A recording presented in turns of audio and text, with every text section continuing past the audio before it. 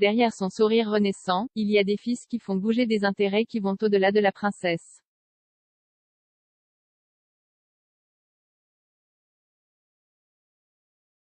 Charlène de Monaco semble être partout depuis ces dernières semaines, et commence enfin à réaliser ce qu'on attendait toujours d'elle, un soutien institutionnel sans restriction au prince Albert à chaque apparition, une épouse aimante et une mère exemplaire pour ses petits, les princes jumeaux Jacques et Gabriella, rôle qu'il a parfaitement rempli pour les besoins de la principauté.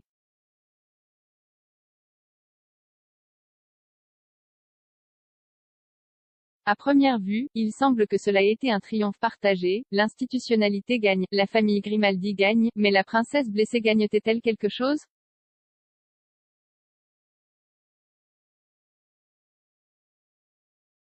Car il ne faut pas oublier que derrière son sourire et son apparente rébellion, dévoilée récemment lorsqu'elle a décidé d'aller au Vatican avec du vernis à ongles noirs et un maquillage smokey eye, il y a un désir plus grand qu'elle et sa capacité personnelle, qui, on le suppose, a été l'épicenter de tous ces maux.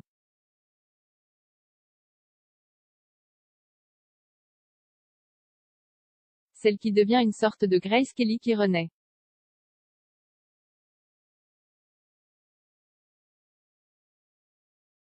Sa belle-mère, l'actrice dont on se souvient, devenue princesse et décédée dans un accident de voiture, a joué un rôle clé pour empêcher la principauté de tomber en faillite pendant ses jours avec le prince régnier.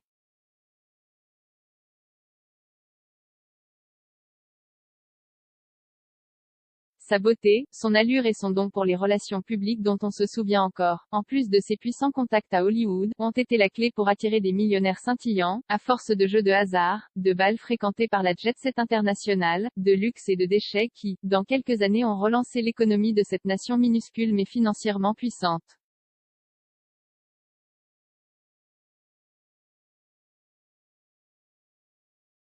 Ainsi, de retour dans le présent, son successeur serait appelé à compléter l'héritage de Grace Kelly, même si elle et Charlène de Monaco sont connus pour avoir payé le prix fort de l'abandon de leur carrière pour une vie de palais.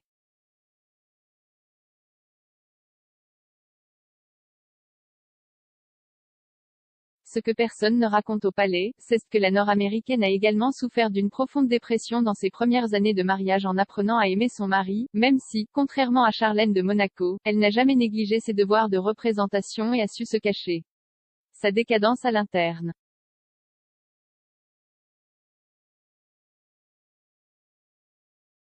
Plus de coïncidence que d'évidence.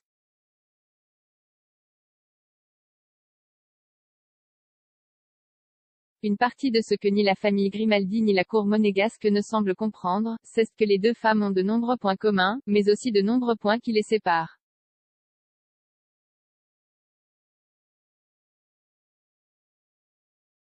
Charlène de Monaco n'a pas encore surmonté la timidité que lui donnent les caméras, et on a toujours su que la relation entre elle et sa belle-famille a contribué au fait que son processus d'adaptation est toujours en suspens, donc le doute sur sa capacité est toujours une constante.